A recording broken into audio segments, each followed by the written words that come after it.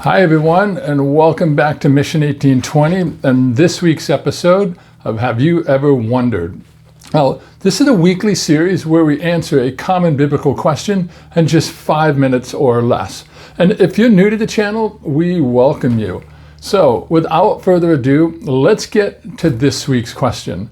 Have you ever wondered, what did Jesus mean when he said to take up your cross and follow me?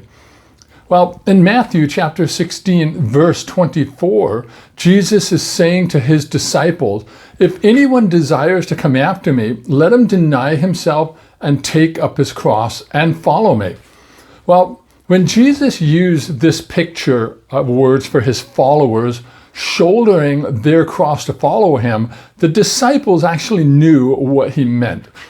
The crucifixion was a common Roman method of execution back in the Old Testament days, and condemned criminals had to carry their own cross through the streets to the execution site.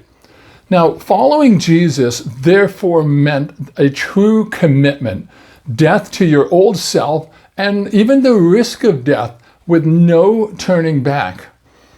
Matthew chapter 10, verse 19, Jesus tells us that if you cling to your life, you will lose it. But if you give it up for me, you will find it. Now, bearing one's cross meant one was about to die, and that would face ridicule and disgrace along the way. Now, taking up the cross means a call to self-abasement and self-sacrifice, as well as the willingness to die in order to follow Jesus Christ. And dying to oneself is an absolute surrender to God. The Apostle Paul writes in Philippians chapter 1, verse 21, "For me to live is Christ, to die is gain."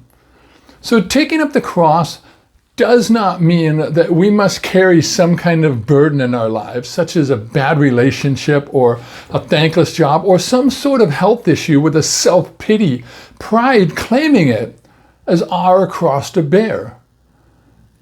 But when Jesus said to take up your cross, he was referring to a full-on commitment to him, even unto death. Obedience to the extreme measure and willingness to die in pursuit of obedience to him. Discipleship demands sacrifice, and Jesus never hid that cost from anyone wanting to follow him. And although the call to take up the cross is tough, the rewards are eternal life in his kingdom and are well worth it.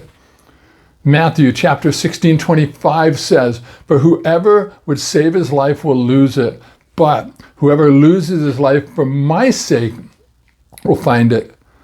Taking up our cross to follow Jesus means commitment to the point of giving up our hopes, our dreams, our possessions, and even our life if it is needed.